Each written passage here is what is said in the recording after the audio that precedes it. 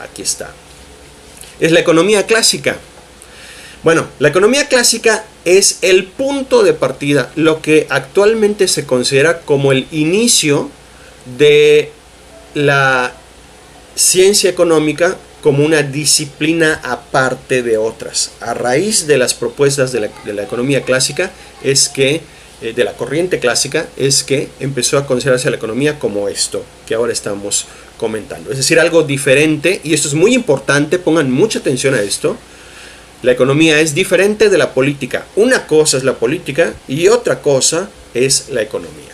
La ciencia económica, por lo tanto, sí hace propuestas, desde luego, en la parte de economía normativa, o sea, de política económica.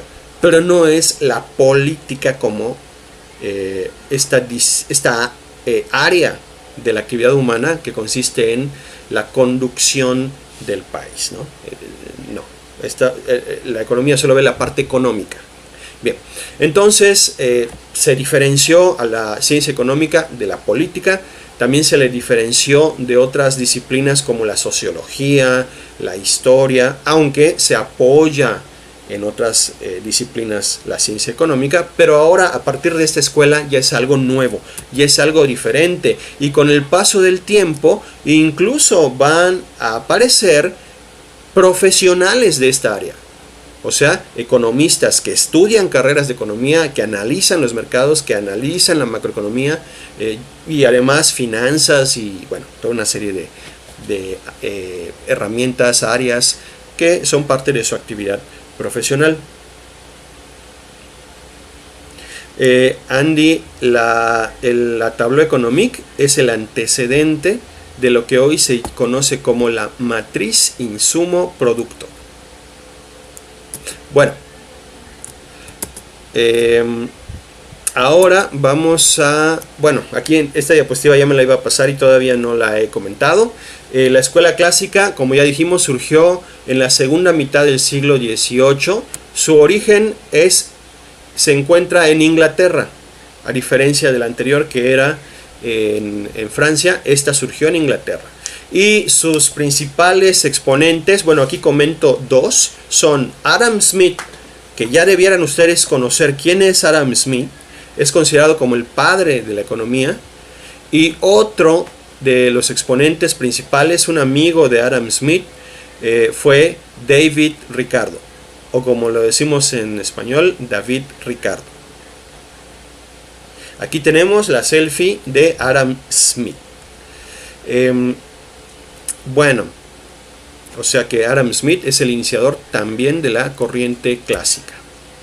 Las ideas principales de la corriente clásica fueron, ya las habíamos comentado también, si vieron el video de Adam Smith y si vieron el video de la economía de mercado, bueno, pues esto es el origen de ese sistema, las ideas de Smith, que son, en primer lugar, se propone la libertad de mercado, es decir, que el mercado debe funcionar por sí solo. La oferta y la demanda, que ya vimos antes qué era esto de oferta y demanda, por quiénes estaba integrado y qué hacían los oferentes y los demandantes. Bueno, debían actuar ellos de manera libre. El gobierno no debía intervenir en la formación de los precios, de los acuerdos en el mercado. Eso propone la escuela clásica. El gobierno debe sacar las manos del sistema económico, de los mercados. Y a esto se le conoce, Adam Smith le denominaba laissez-faire, o sea, esta frase francesa, en idioma francés, laissez-faire, que significa dejar hacer. O sea que el gobierno debía dejar que el mercado hiciera lo que le correspondía. En segundo lugar, la economía clásica aborda el tema del interés propio y el racionalismo como características del ser humano. O sea, Adam Smith en La riqueza de las naciones dice que el ser humano es egoísta por naturaleza, ¿ok? Que busca su interés propio, pero cuando lo hace, provoca que haya bienestar en el país.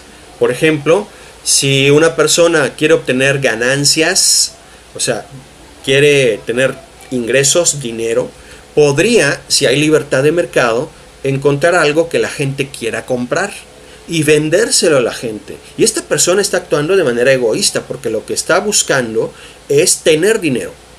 Pero al hacerlo, provoca que las personas puedan satisfacer sus necesidades y por lo tanto genera bienestar. Eso es lo que plantea la economía clásica. Y también dice que las personas actúan de manera racional, o sea que toman decisiones inteligentes en ese buscar ganar. ¿Ok?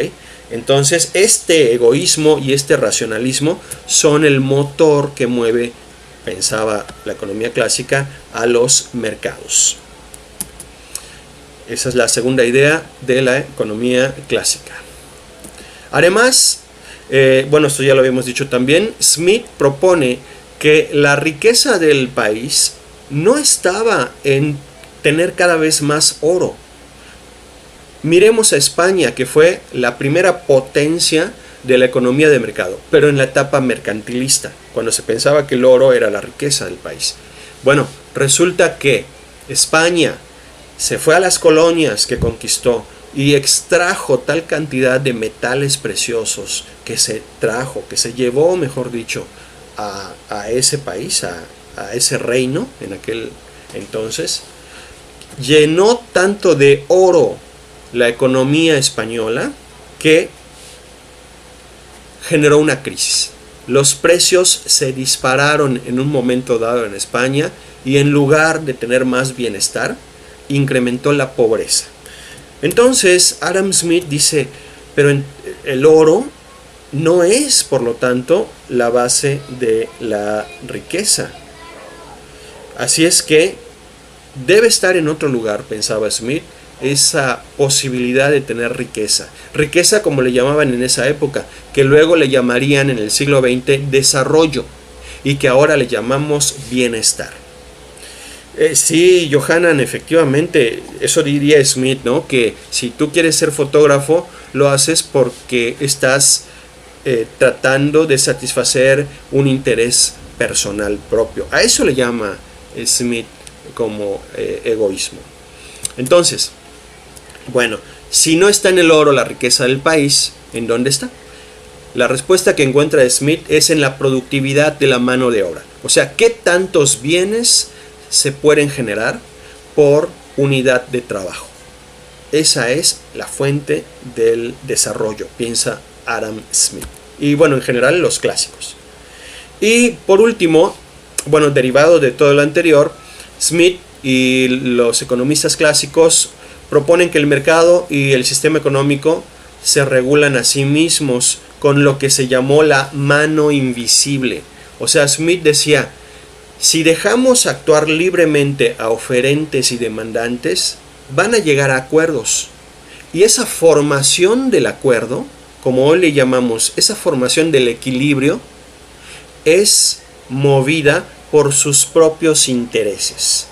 Y ese conjunto de acciones y decisiones que toman todos los participantes del mercado, que no es tomado por una sola persona, o sea, por una persona únicamente, que no es tomado por el gobierno, dice Smith, es como que la mano natural del mercado, la mano invisible que permite llegar a estos acuerdos. Estas son las 4 ideas principales de la corriente clásica. ¿Alguna pregunta hasta aquí?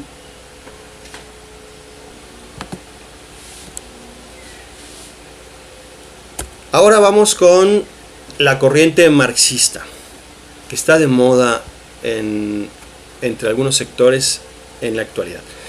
Bueno, la corriente marxista apareció a mediados del siglo XIX, ya lo habíamos dicho. En Alemania, este fue el origen de la corriente marxista, Alemania, pero luego también llegó hasta Inglaterra y de ahí a otros países.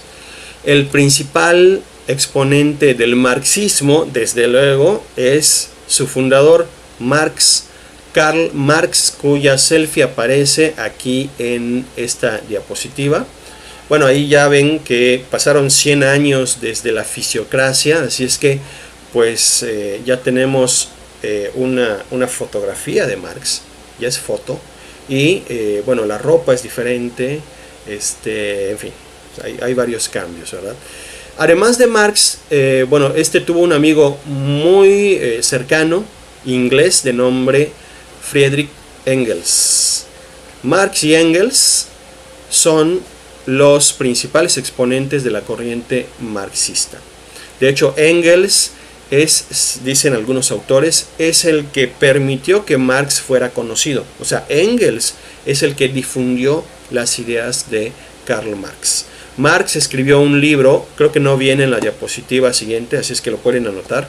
Su libro famoso se denomina El Capital. Así le llamó Marx a su obra principal, El Capital, donde expone sus ideas, y es usado este libro para justificar diversos movimientos y corrientes económicas y sociales y políticas del siglo XX. Bien, entonces ahí tenemos a Carlos Marx. Las ideas principales del marxismo fueron, bueno, utilizó un método conocido como materialismo dialéctico. El materialismo dialéctico es la forma en la que los marxistas entienden y explican todo. Implica que las cosas o las personas o los grupos o los países, todo está formado por dos elementos opuestos. Por ejemplo, decía Marx, la economía de mercado, que él llamaba capitalismo, está integrada por dos clases sociales opuestas, que son los capitalistas, los empresarios, y el proletariado, le llamaba Marx, ¿no? El proletariado son los obreros, los trabajadores. Entonces, estas clases opuestas, plantea el materialismo dialéctico, entran en conflicto y provocan un cambio. Esa es la idea del materialismo dialéctico. Y aplicó además el materialismo histórico, o sea, tomó el materialismo dialéctico y lo aplicó a la historia para explicar cómo surgían los sistemas económicos. Marx no le llamó sistemas económicos como nosotros lo estamos haciendo. Marx les llamó modos de producción. Por favor, subráyenlo. Los modos de producción son sinónimo de sistemas económicos.